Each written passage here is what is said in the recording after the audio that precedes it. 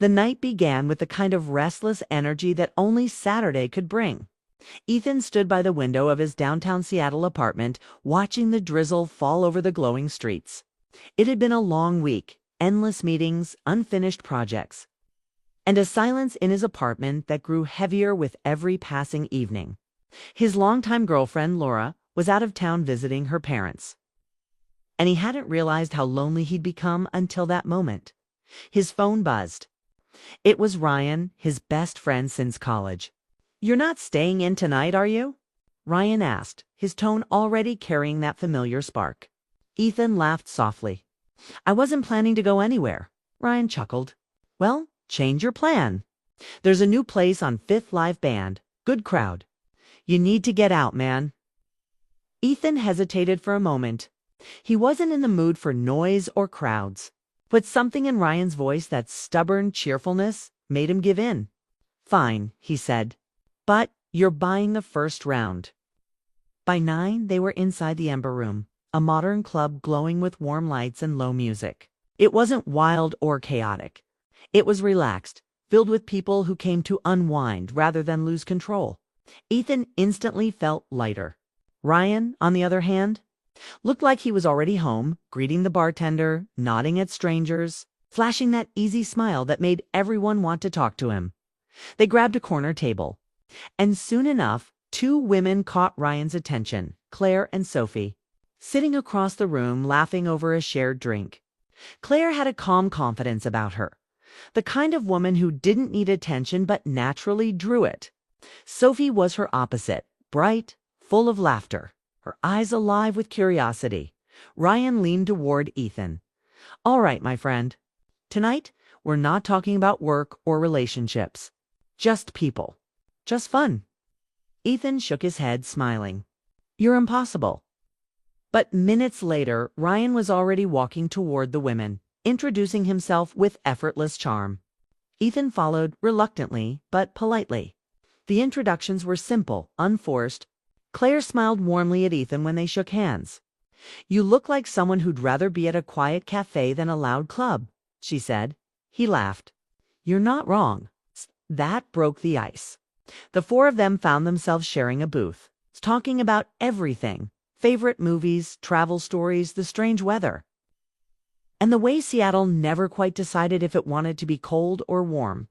There was no flirting at first, no tension, just connection. Easy, human, real dot. As the night stretched on, the music changed to something slower. The noise around them blurred, and conversations grew softer. Ethan noticed Ryan and Sophie laughing together about something, while Claire sipped her drink, glancing around thoughtfully. She seemed like someone with stories she didn't often tell. "Do you come here often?" Ethan asked, half teasing. She smiled. "That's such a classic line." "I didn't mean it that way," he said quickly, laughing. "I'm just trying to figure out if this is your kind of place." "It's not," she admitted. "But Sophie dragged me here. Said I needed to stop hiding behind work." "That makes 2 of us," Ethan said quietly. Their eyes met for a moment, and something unspoken passed between them. Not attraction, not yet, but understanding. 2 people feeling the same quiet emptiness, masked by polite smiles. Ryan returned, setting down fresh drinks. "We're heading to Ethan's place after this," he announced. "The club's closing soon, and apparently I'm not ready for the night to end." Claire raised an eyebrow at Ethan. "Is that your invitation or his?" "His idea," Ethan said quickly. "But I've got coffee and it's warmer there than out here."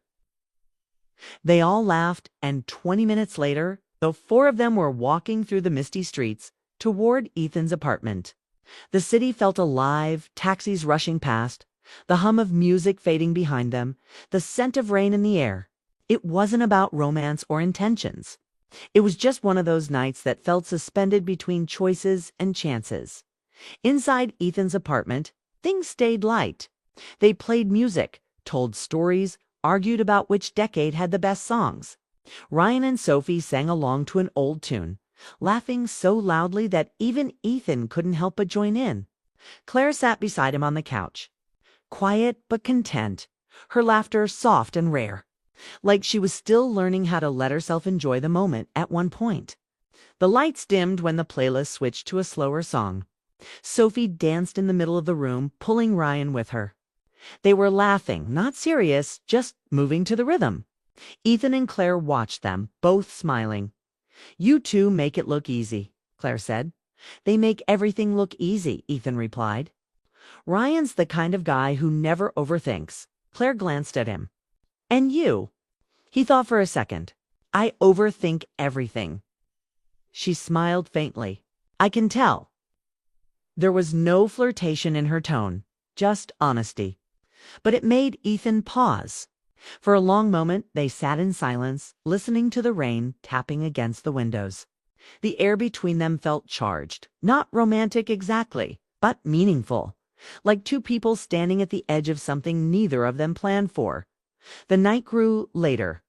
Ryan and Sophie were still laughing, sitting close on the floor now, surrounded by half-empty cups of coffee. Ethan caught Ryan's eye once, and Ryan grinned, that mischievous grin that always said, "Trust me, I've got this." Ethan rolled his eyes, smiling back. Claire stood up and walked toward the balcony. Ethan followed. The city stretched before them, the skyline glittering, the streets glistening from the rain. She leaned against the railing, her voice low. "You ever feel like you're living the same day over and over?" "All the time," Ethan said. "Every morning feels like a copy of the one before." She turned to him. "Then maybe that's why nights like this matter." He didn't know what to say to that. Her words lingered in the air, soft but sharp. He realized she wasn't talking about fun. She was talking about freedom, about feeling alive again.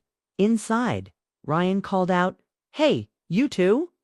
"Don't go philosophical on us out there," Claire laughed, shaking her head. "He's got good timing." Kay went back in, and the atmosphere shifted again, lighter, playful. But under the laughter, something had changed. Ethan felt it, and from the way Claire avoided his eyes afterward, he knew she did too. It was past 2 when they finally decided to call it a night. Ryan offered to call a ride for Claire and Sophie, but Claire insisted they'd walk. The rain had stopped, and the city air felt fresh again at the door. Sophie hugged Ethan. "You're quieter than your friend," she teased. "But you've got good music." Claire smiled, saying softly, "Thanks for the coffee and the company." Ethan nodded. "Anytime." When the door closed behind them, the silence in the apartment felt heavy. Ryan turned to him with that knowing look. "You like her," he said simply. Ethan frowned. "I just met her." "Doesn't matter." "You like her." He didn't answer. Ryan laughed, clapping him on the shoulder. "Relax, man. It's just a night. They're cool people, that's all." But as Ethan lay awake later, staring at the ceiling, he couldn't shake Claire's words from his mind. Maybe that's why nights like this matter. He didn't know what she truly meant, but something deep inside him had stirred a quiet longing for something he couldn't name. Not romance, not attraction, but a reminder of how it felt to be seen and understood without explanation. The city outside was still awake. Sirens echoing faintly in the distance, the smell of rain lingering in the air. Ethan closed his eyes, trying to convince himself it was nothing, just a friendly night. A few laughs, nothing more. But deep down, he knew something had begun. Something small, fragile, and dangerous in its simplicity. It wasn't love, and it wasn't betrayal. It was a moment, the kind that sneaks into your life quietly and changes everything without asking for permission. And though he didn't know it yet, that one night would be the beginning of a story he'd remember for the rest of his life. A story about choices, friendship, and the thin line between what's right and what feels real. The clock ticked past 3. The rain started again. And in that stillness, Ethan realized that life had just taken a turn, one he wasn't ready for, but one he could never forget. Days turned into weeks, but that one night at the Ember Room stayed in Ethan's mind like a song he couldn't stop replaying. It wasn't about Claire exactly, but about how alive he had felt that evening. He hadn't realized how long it had been since he'd laughed like that or felt seen. Back at work, life returned to its rhythm. Emails, deadlines, polite conversations with Laura over the phone. She was still away, helping her mother recover from surgery. And though Ethan cared deeply for her, every call felt shorter, colder. Ryan, as always, was the one who kept things moving. "Hey," he said one afternoon. "Claire and Sophie are having dinner downtown tonight. You in?" Ethan paused before answering. "I don't know, man. It's been a long week." Ryan chuckled. "You said that last week too. Come on. You need a break." By the time they reached the small restaurant, the same easy energy from the club returned. Claire greeted Ethan with a smile that felt warm and familiar, while Sophie pulled Ryan into another round of laughter before the appetizers even arrived. It was supposed to be just dinner among new friends, but something had shifted. The conversation had a deeper tone now, less small talk, more honesty. Ethan found himself talking about his work, how he felt trapped in a cycle of doing things that didn't matter anymore. Claire listened quietly, not interrupting, just nodding, her eyes full of understanding. "I know that feeling," she said softly. "You wake up one day and realize you're living someone else's plan." That sentence hit him hard. He didn't say it, but it was true. He had stopped chasing his own dreams long ago. Laura was practical, organized, steady. He loved her for that, but sometimes he wondered if stability had replaced excitement. Meanwhile, Ryan and Sophie were the opposite. They were playful, teasing each other nonstop. Ryan had always been the charming one, but with Sophie, he seemed genuinely happy. Ethan noticed it the way Ryan looked at her like she was the only person in the room. Dinner ended late, and when they stepped outside, the city lights shimmered across the wet pavement. Claire pulled her coat tighter. "You ever notice how everything feels different at night?" she asked. Ethan smiled. "Maybe that's when we start listening to ourselves." She laughed softly. "Maybe." It wasn't flirting. It was connection, quiet, real, and dangerously easy. Over the next month, the four of them kept meeting casual dinners, movie nights, coffee after work. It wasn't planned, just something that kept happening. They shared stories about their pasts, about the choices that shaped them. Each time they met, Ethan felt both closer and more conflicted. Laura had returned by then, but something between them felt off. She noticed it too. "You seem distracted lately," she said one night while they watched a show together. Ethan forced a smile. "Just work." But she didn't look convinced. That same week, Ryan invited him to a small get-together at his place. When Ethan arrived, Claire and Sophie were already there. Ryan and Sophie were sitting close, laughing at something on Ryan's phone. Claire sat by the window, looking lost in thought. Ethan walked over. "You okay?" he asked. She nodded. "Yeah, just tired. It's been one of those weeks." He sat beside her, and for a while they said nothing. Then she spoke quietly. "Do you ever wonder how people fall out of love?" Ethan looked at her, unsure how to respond. "I think it happens slowly," he said, "like sand slipping through your hands." She sighed. "Yeah, that's exactly how it feels." Something about the sadness in her voice made him ache. They didn't talk about it further, but that brief exchange hung in the air. It's unspoken yet powerful. The evening continued with laughter and games. But Ethan felt the weight of something building inside him. Later, when Claire said goodbye, her hand brushed against his. It wasn't intentional, but it wasn't entirely accidental either. The touch was brief, but it stayed with him the whole drive home. That night, Ethan lay awake again. His phone buzzed with a message from Claire. "Thanks for tonight." It felt good to just talk. He replied before thinking, "Same here. You always make things feel lighter." No emojis, no hidden meaning. But the conversation didn't stop there. Over the next few days, they texted often. Simple things at first, work complaints, weekend plans, song recommendations. But slowly, their messages grew deeper. They talked about fear, about growing older, about wanting more from life. It wasn't romantic, but it was emotional, too emotional for two people who weren't supposed to be that close. Ryan had his own story unfolding. His connection with Sophie was stronger by the day. They spent hours together, cooking, hiking, just being around each other. Ryan told Ethan one night, "She's different, man. She actually listens. Feels like I can breathe again." Ethan smiled, but he couldn't ignore the irony. Both of them were walking a thin line between happiness and guilt. Then came the evening that changed everything. They met again for dinner at Ethan's place. Same for people, same easy laughter. But beneath the surface, emotions were tangled. Ryan and Sophie sat close, sharing jokes only they understood. Claire sat beside Ethan, her laughter quieter this time, her eyes holding a sadness he couldn't name. After dinner, Sophie and Ryan stepped onto the balcony. Ethan and Claire stayed behind, clearing the table. The silence between them felt heavier than before. Claire spoke first. "Do you ever feel like you're pretending?" He looked up. "Pretending about what?" "About being happy," she said softly. "About being okay with the life you chose." Ethan set down the plates and leaned against the counter. "Every day." She nodded slowly, her voice barely above a whisper. "Me too."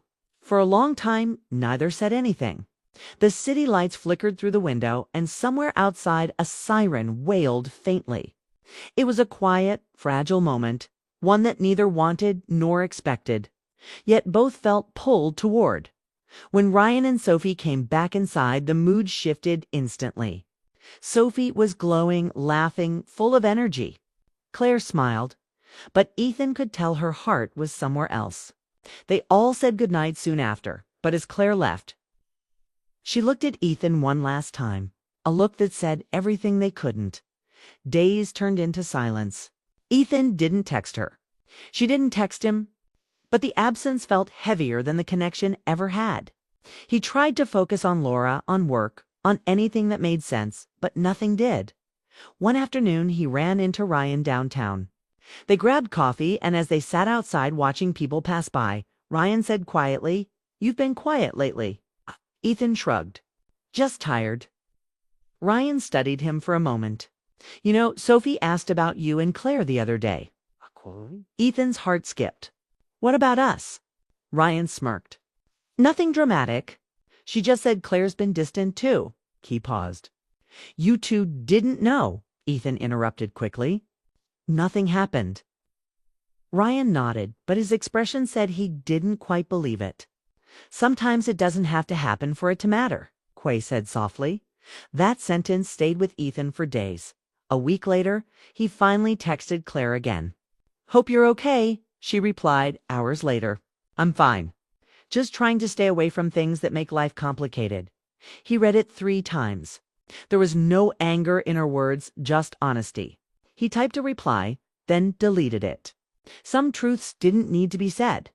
Ryan's relationship with Sophie kept growing, but even he began to sense the cracks underneath. "It's weird," he told Ethan one night. "The closer I get to her, the more I realize how far I drifted from who I used to be." They sat in silence after that. Neither wanted to admit it, but both knew they were chasing something fleeting, a feeling, a memory, a spark that had nothing to do with the people around them and everything to do with what was missing inside. Then, out of nowhere, Claire sent one last message. "Ethan, you're a good man, but sometimes the right people meet at the wrong time. Take care of her. Laura deserves your heart." He stared at the screen for a long time. It wasn't dramatic, but it hurt. It was closure, simple and quiet. That night he told Laura the truth, not everything, but enough. That he'd felt lost, that he'd forgotten what connection meant. Laura didn't say much. She just looked at him with a mix of pain and understanding. "I don't need you to be perfect," she said. "I just need you to be here." For the first time in months, Ethan felt the weight lift. The guilt didn't vanish, but it turned into clarity. He never saw Claire again. Ryan stayed with Sophie for a while, but even that faded eventually. Life moved on. Yet whenever Ethan passed the restaurant where they'd all laughed that first night, he felt something, not regret, but recognition. He had crossed no visible line, but in his heart. He'd learned how close emotions could bring you to the edge. It wasn't a story about betrayal. It was about realization, about how easy it is to drift when you forget to nurture what you already have. And sometimes, the hardest lessons come from the softest moments, a conversation, a glance, a feeling you weren't supposed to have but couldn't ignore. That was the truth Ethan would carry long after the rain stopped falling over Seattle. Autumn came quietly to Seattle. The air grew colder, the sky more gray, and the city lights seemed softer, almost tired. Ethan walked home from work one evening with his hands in his pockets, lost in thought. The streets were full of people rushing somewhere, couples holding hands, friends laughing, strangers with stories he'd never know. But inside him, everything felt still. Since Claire's last message, he hadn't spoken to her again. No calls, no texts, no chance meetings. It was as if she had vanished, leaving behind only memories that refused to fade. Things with Laura had improved on the surface. They had dinners together again, talked more often, even laughed once in a while.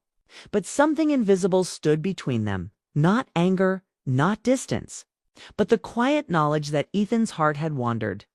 Even if his actions hadn't. He wanted to tell her everything, but couldn't find the right words. How could he explain something that wasn't quite betrayal but didn't feel innocent either? Ryan, meanwhile, had started seeing Sophie less often. The fire that once burned between them had turned into confusion. One afternoon, he called Ethan and said, "You've got time to meet?" They met at their usual spot, a small coffee shop that smelled like roasted beans and rain. Ryan looked tired, the kind of tired that sleep couldn't fix. "She's great," he said, stirring his drink, "but I don't know what I'm doing anymore." Ethan understood without needing an explanation. They had both been chasing feelings instead of fixing what was broken inside. "You still love your girlfriend?" Ethan asked. Ryan took a deep breath. "Yeah, I think I do. I just forgot how to feel it." Ethan nodded slowly. "Maybe that's what happened to all of us." They sat there in silence, two friends who had seen too much of themselves in the wrong reflections. For years they had shared everything, laughter, dreams, bad decisions. But this was different. This was about what they almost lost, not because of passion, but because of emptiness. That evening, Ethan went home to find Laura cooking. The smell of garlic filled the air, and for a moment, it felt like old times. She smiled when she saw him. "You're home early." He smiled back, setting down his bag. "Yeah, thought I'd help." They cooked together in silence, moving around each other easily. It was simple, ordinary, but for the first time in months, Ethan felt something shift inside him. Maybe healing didn't happen in grand gestures. Maybe it started in moments like these, small, quiet, real. Later that night, he sat on the couch watching the rain against the window. Laura leaned her head on his shoulder. "You're different lately," she said softly. Ethan hesitated. "In a bad way." She shook her head. "No, just quieter. Sad sometimes, but more honest." He smiled faintly. "Maybe I'm finally figuring things out." She didn't ask what that meant, and he was grateful. Some truths didn't need to be spoken to be understood. A week later, Ethan received an email from Claire. The subject line read simply, "Thank you." His heart skipped. He opened it, and the message was short. "I just wanted to say thank you for the talks, for being kind, and for reminding me that I deserve to feel again. I'm moving back to Chicago next month. Take care of yourself, Ethan. Don't lose what's real." He stared at the screen for a long time. It wasn't a goodbye filled with emotion or regret, just calm closure. He didn't reply. There was nothing left to say, but he felt something lift inside him like a wound that had finally begun to close. Ryan came over that weekend. They grilled on the balcony like they used to, 2 beers on the table, music playing in the background. Ryan looked out at the skyline. "So Claire's gone," he said quietly. Ethan nodded. "Yeah, she moved back home." Ryan took a sip. "Probably for the best." "Yeah," Ethan agreed. "For everyone." It was a long silence. Then Ryan said, "You ever think about how close we came to ruining everything?" Ethan exhaled. "More than I want to admit." Ryan nodded slowly. "You know, it's funny. We didn't even cross the line, but it still feels like we did. 'Cause we thought about it," Ethan said. "And sometimes that's enough to change everything." The two men sat there, watching the city lights shimmer like distant stars. They didn't need to say more. They had both learned what temptation really looked like. Not wild, reckless, or loud, but quiet, gentle, and disguised as understanding. Months passed. Life moved forward. Laura and Ethan took a small trip to the coast. They walked along the beach, the wind cold but refreshing. For the first time in years, they talked about their future, not just the next week or month, but what they truly wanted. "I want to start over," Laura said, holding his hand. "Not forget, not pretend, just start again." Ethan looked at her, realizing how much she still loved him, despite everything. "I want that too," he said, that night. As they watched the waves crash against the shore, Ethan finally understood something. Love wasn't about never being tempted. It was about choosing to stay even when your heart drifted. When they returned to the city, he called Ryan. "How's Sophie?" he asked. Ryan laughed softly. "We ended it. She's great, but we both knew it wasn't meant to last." Ethan nodded. "You okay?" Ryan smiled faintly. "Yeah, for the first time in a while, I actually am." Their friendship grew stronger after that.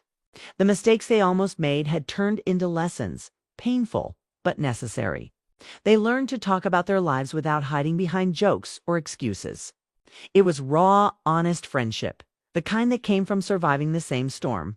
One evening, months later, Ethan walked past the Ember Room, the same club where it all began.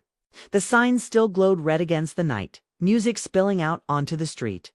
He paused for a moment, remembering that first night.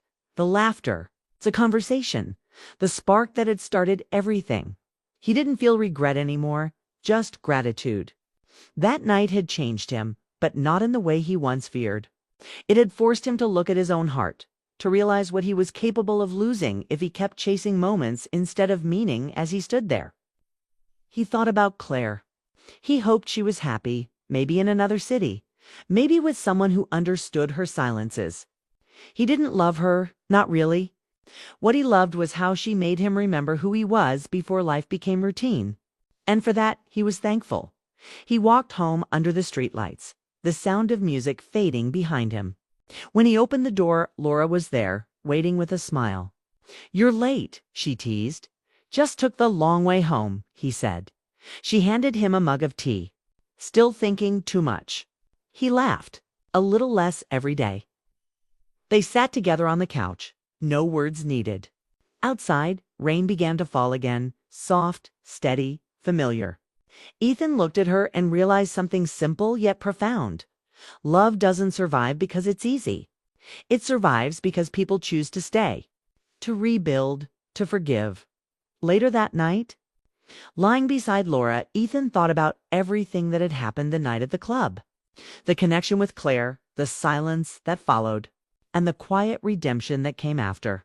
Life, he realized, wasn't about avoiding mistakes. It was about learning which ones were worth never repeating. Somewhere across the city, Ryan was probably sitting by his window, thinking the same thing. They had both walked close to the edge and come back wiser. Not perfect, not pure, but aware. And maybe that was enough.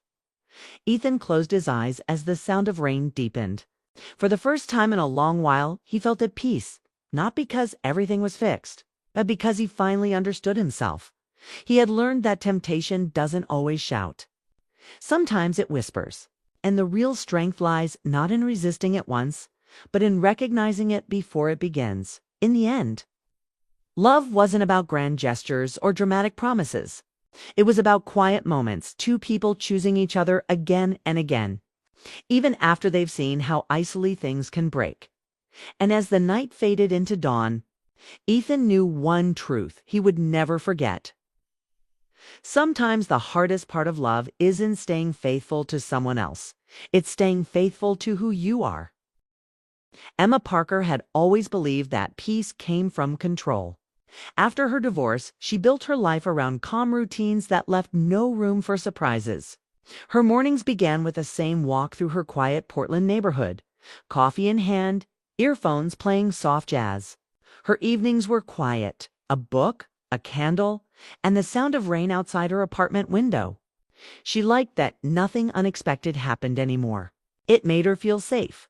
Her marriage had ended 3 years ago, not in a storm of anger, but in silence, the kind that grows when love fades. Her ex-husband, Mark, had moved across the country, remarried, and seemed happy. Emma told everyone she was happy too, and for the most part, it was true. She liked her independence, her small marketing job, her 2 close friends who made sure she laughed sometimes.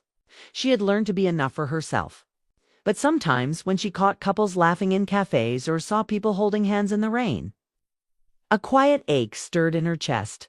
It wasn't about Mark. That chapter was closed. It was about connection. That unexplainable spark that makes you feel alive again. Still, she pushed that thought away. She had made herself a promise the night she signed her divorce papers. No more risks, no more heartbreak. So when her friend Lily invited her to a company networking event one Friday evening, Emma hesitated. "You know, those things aren't for me," she said. But Lily laughed and said, "You've been single for too long, Em. Go out, meet people, even if it's just for a drink and some bad appetizers." Emma almost said no. She didn't want to stand around pretending to enjoy small talk. But a small voice inside whispered, maybe one night out won't hurt. So she went. The event was held in a downtown hotel lounge, warm lighting, light music, and too many people trying to sound more important than they were. Emma stood near the corner, holding a glass of sparkling water, counting the minutes before she could politely leave. That's when she heard someone say, "You look like you'd rather be anywhere else." She turned and met a pair of calm, dark eyes. The man standing before her had an easy presence, confident, but not in a loud way. He smiled, a little amused, like he'd caught her secret. "Am I that obvious?" she asked, trying not to laugh. "A little," he said. "But you're not alone. I'm Daniel." He offered his hand, and she shook it. He wasn't dressed like the others, no fancy suit, no flashy tie. Just a simple jacket, rolled sleeves, a camera hanging around his neck. "You're not with the company?" she asked. "No," he said. "I was hired to photograph the event. But honestly, I'm just here for the stories. People are fascinating when they pretend to be confident." She smiled. "And what story do you think I'm pretending to tell?"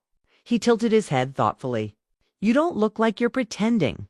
You look like someone who's good at being alone, but maybe tired of it." His words caught her off guard.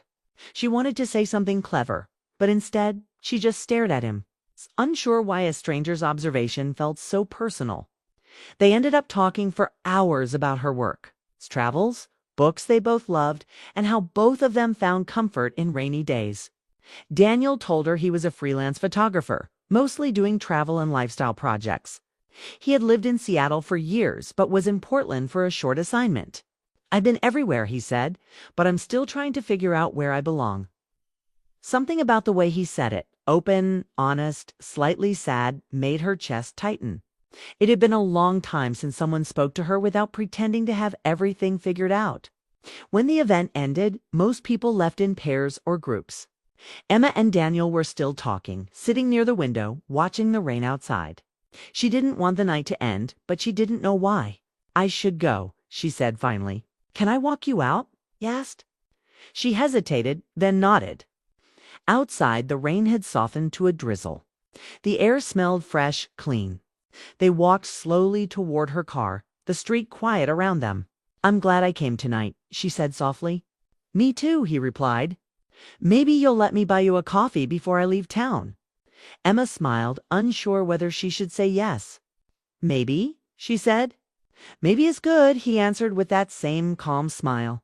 "I can work with maybe." She laughed, then got into her car. As she drove home, her heart felt lighter than it had in years. It wasn't love. She knew better than that, but it was something. That night, as she sat by her window, she tried to focus on her book, but couldn't. Her thoughts kept drifting back to Daniel, his voice, the way he listened, how he seemed genuinely curious about her life. It felt strange. She barely knew him, but it felt like he had seen through her walls without trying. She reminded herself of her rules. No emotional risks, no attachment. No getting close to anyone who might complicate her peace. She repeated those words like a prayer before bed. But when she closed her eyes, she saw his smile again, and that calm voice saying, "You look like someone who's good at being alone, but tired of it." The next morning, she woke up earlier than usual. The world outside was quiet, wrapped in soft fog. She made coffee and sat at her table, still thinking about him. She didn't like how easily her thoughts had wandered, how quickly her calm life had shifted. It wasn't supposed to happen like this. She had built her days around predictability, and now a single evening had unsettled all of it. Later that week, an email popped up from an unknown sender. The subject line read, "Coffee for the maybe." It was from Daniel. Her heart skipped a beat before she even opened it. The message was simple: a coffee shop name, a day, a time, and a smiley face. No pressure, no expectation. She stared at the email for a long time. Lily, seeing the look on her face at work, leaned over and said, "What's that smile about?" "It's nothing," Emma said quickly. "Nothing doesn't make you blush," Lily teased. Emma rolled her eyes but couldn't hide her grin. "It's just someone I met at the event. He's different, different good, or different dangerous. I'm not sure yet," Emma admitted. That evening, she drafted 3 different replies and deleted them all. She didn't know why she was nervous. It was just coffee. Still, she felt as though replying would mean breaking some invisible line she had drawn years ago.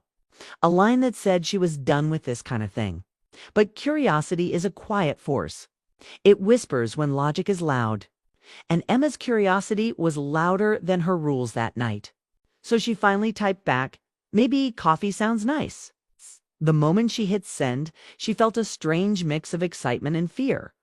It wasn't about Daniel, not really. It was about herself, the part she thought was gone, the part that still wanted to feel something real. That night she stood by the window again, rain falling softly outside, the city lights flickering like small promises. She didn't know where this was going, and that uncertainty should have scared her. But it didn't. For the first time in years, Emma Parker didn't feel like she was surviving. She felt alive. She didn't realize it yet, but that single choice replying to his email would change everything. It would test every rule she'd ever made, and every wall she thought would keep her heart safe. And somewhere deep down, she already knew it. Because sometimes life doesn't wait for you to be ready. It just begins again when you least expect it. The cafe Daniel chose was small and quiet, hidden between 2 old bookstores in downtown Portland. Emma almost canceled 3 times that morning. She told herself she was too busy, that she didn't need this kind of distraction. But curiosity won. By the time she walked through the cafe door, Daniel was already there, camera on the table, coffee in hand, smiling like he'd been waiting for her all day. "You came," he said softly.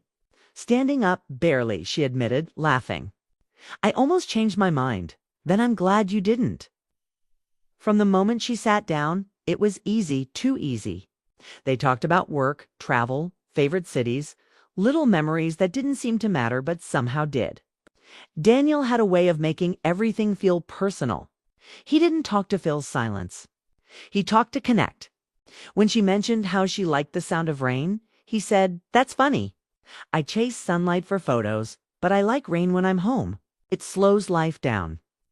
2 hours passed before she realized it. When they finally stood to leave, he said, "I don't know when I'll get another day like this. Can we do it again?" Emma hesitated. She could already feel the pull, the quiet danger beneath their easy laughter. But she nodded anyway. "Sure, just as friends," she added quickly. He smiled, not mocking, just knowing. Of course. Their coffee as friends became a pattern. Once a week at first, then twice. They found new cafes, walked along the riverfront, explored weekend art shows. They texted about random things, music, recipes, books, and sometimes nothing at all. Each message felt like a thread pulling them closer. Daniel told her about his travels, how photography wasn't just his job. It was how he tried to understand people. Everyone's story looks different when you look close enough. He said one day as he showed her pictures from Iceland, "Sometimes you think you're capturing a place, but you're actually capturing how it made you feel." Emma liked listening to him. He spoke with quiet passion, and that stirred something inside her, something she hadn't felt in years. She found herself checking her phone too often, waiting for his messages. She told herself it was harmless. But deep down she knew this wasn't friendship anymore. One rainy evening, Daniel called her and said, "Come out. The city looks too beautiful to waste indoors." Against her better judgment, she went. They walked by the river, the lights reflecting on wet pavement. The smell of rain and coffee filled the air. "You always seem calm," he said suddenly. "Even when you talk about sad things. How do you do that?" Emma smiled faintly. "You learn to stay calm when you've already been through storms." He looked at her for a long moment before saying, "I think you hide behind calm. You use it like a wall." She wanted to protest, but he was right. She had spent years keeping her emotions locked away, believing that was strength. Now, standing beside him, she wasn't sure what strength meant anymore. After that night, things changed. Their meetings grew longer. They shared deeper conversations about love, loneliness, regrets. Daniel confessed that his relationship with someone back home was complicated. "We've been on and off for years," he said quietly. "Sometimes it feels like home. Sometimes it feels like a cage." Emma froze. She hadn't known. He wasn't married, but he wasn't entirely free either. "I didn't want to tell you because I didn't want this to feel wrong," Key said. She wanted to walk away right then to protect herself. But when she looked at him, the honesty in his eyes, the sadness behind his smile, she couldn't. She told herself she understood. She told herself it was just friendship still. But every time they met, her heart betrayed her. They started seeing each other more after work. Before his trips, during short breaks between projects, he'd bring her small things, a photo, a flower, a note scribbled on a napkin. "For when I'm gone," he'd say. Each gift was simple but meaningful. Emma tried to keep distance, but she couldn't stop thinking about him. At night, she'd catch herself smiling at nothing, replaying their conversations. Then guilt would hit her like a wave. She didn't want to be the reason someone else's relationship failed. But what they had didn't feel like betrayal. It felt like something that had found her when she wasn't looking. One weekend, Daniel invited her to a photography exhibition where his work was featured. The gallery was filled with soft lights and quiet music. Emma walked through the room, looking at the photos, cities' faces, moments frozen in time. One picture caught her attention.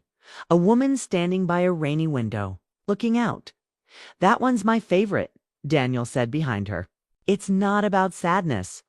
It's about longing for something you don't understand yet." She turned to him, and their eyes met. For a second, the room faded. It was just them, the air thick with unspoken feelings. They didn't touch, didn't say anything. But in that silence, everything between them became clear. She was falling for him, and it wasn't something she could stop. After the exhibition, they walked outside into the cool night air. Daniel looked at her and said, "You know, this isn't simple." "I know," she whispered.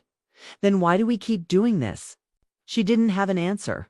Maybe because it felt too right to stop. Maybe because, for once, she felt seen, alive, real. That night she sat by her window again, staring at the city lights. She couldn't deny it anymore. She cared about him. But every part of her knew it couldn't last. He would leave soon. His life was somewhere else.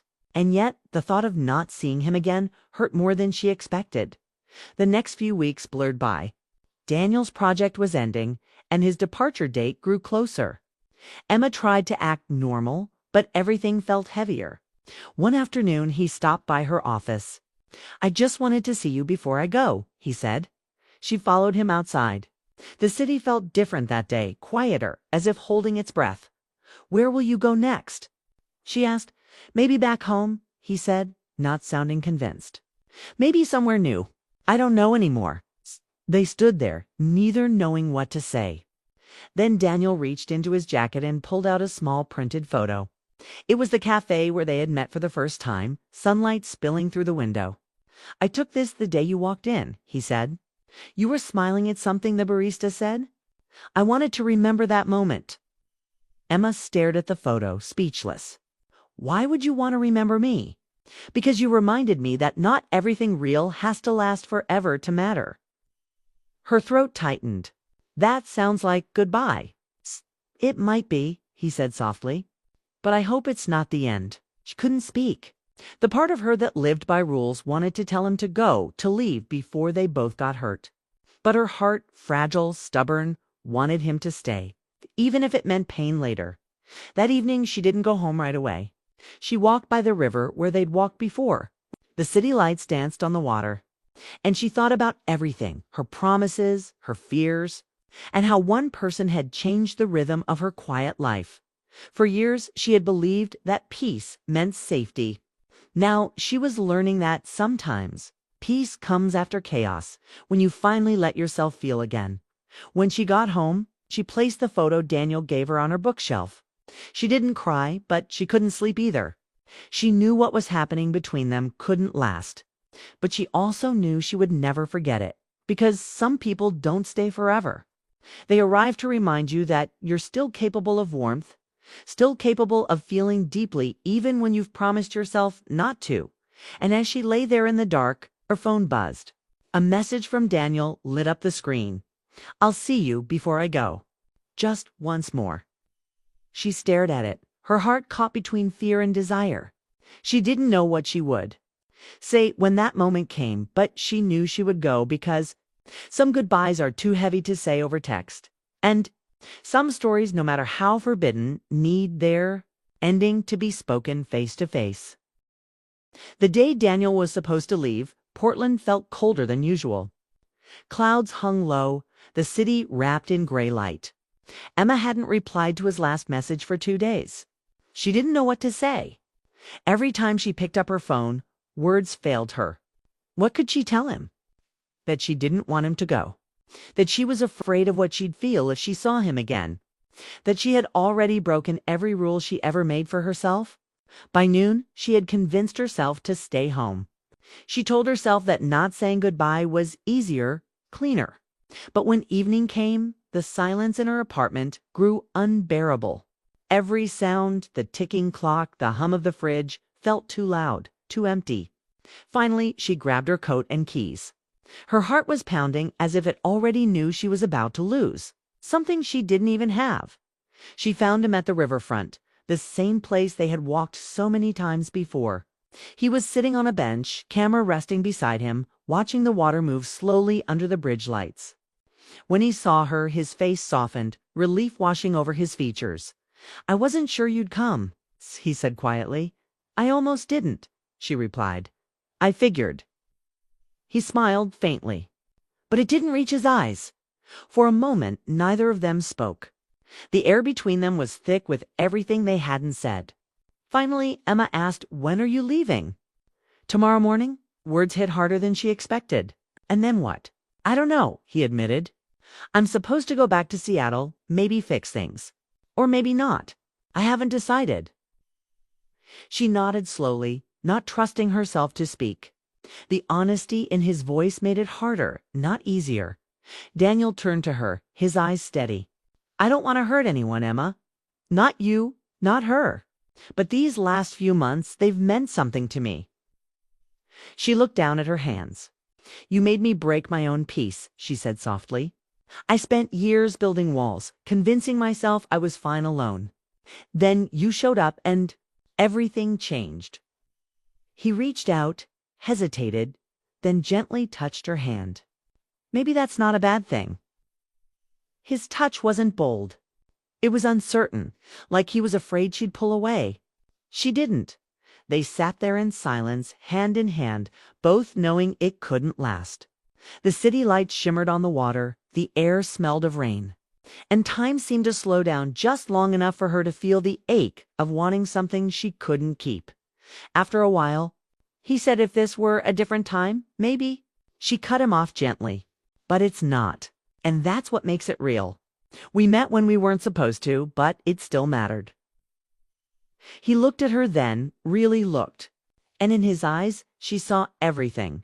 The affection, the regret. It's a quiet acceptance that some stories are beautiful precisely because they end too soon. When he finally stood up, she followed. They walked side by side down the empty street, their hands brushing but never fully holding. The silence was heavy but not painful, more like an understanding at her car. They stopped. "Will you write to me?" she asked, even though she knew the answer. "I don't think I should," he said softly. "If I do, we'll never let go." She nodded, tears burning at the back of her eyes. "Then don't." He smiled sadly. "You're stronger than you think, Emma. I don't feel like it." "Ha," he said again. For a second, the world went still. Then, before she could think, she stepped forward and wrapped her arms around him. It wasn't a desperate hug. It was slow, quiet, full of all the things they never said out loud. He held her back, his chin resting gently on her head. Neither spoke. There was nothing left to say.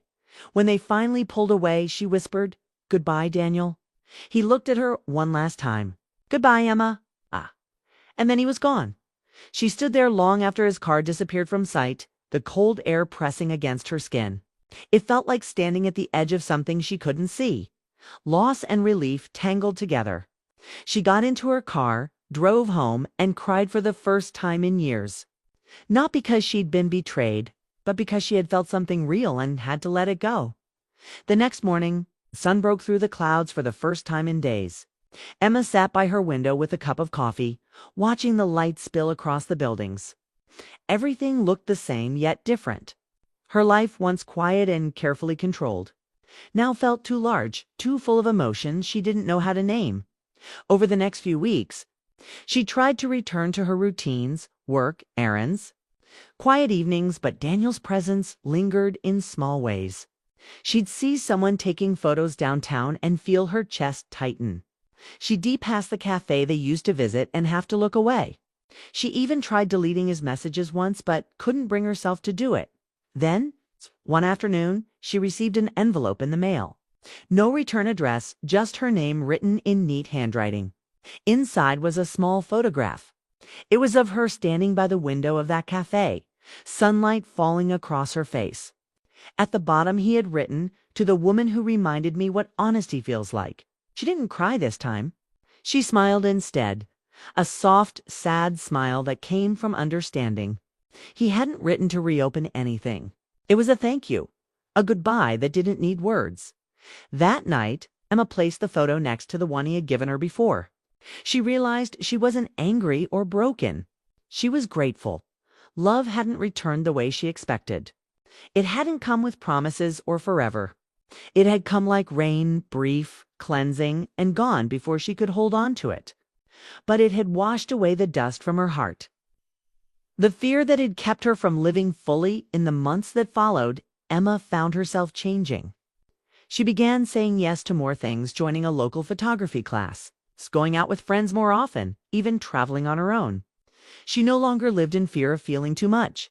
She had learned that pain wasn't something to hide from.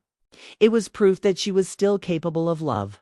Sometimes she'd walk by the river where they last met, and memories would come back. His laughter, his calm voice, that last embrace. But it no longer hurt the same way. It was a memory she carried gently. Like a favorite song she no longer played often, but still remembered every word of. One evening, while walking home, she saw a young couple standing by the bridge, laughing under the rain. They reminded her of how it had all started. A simple meeting, a shared smile, and everything that followed. She smiled to herself, realizing that every person who walks into your life leaves something behind. Some teach you to love. Others teach you to let go. Daniel had done both later that night. She sat by her window, her favorite spot, watching the city lights shimmer. The air was cool and the sound of rain filled the room. She took a deep breath, closed her eyes, and whispered to herself, "I was curious. And he made me forget every rule I ever set for myself." But she didn't regret it. Not one moment. Because sometimes life's most beautiful lessons come disguised as mistakes. And sometimes love, even when it's not meant to last, is still worth every heartbeat it costs. Months later, Emma received an email from an unknown sender. The subject line read, "I saw rain in your city again." There was no name, no message, just a photograph attached. It showed Portland's skyline at dusk, the same river glistening under the bridge lights. She didn't reply.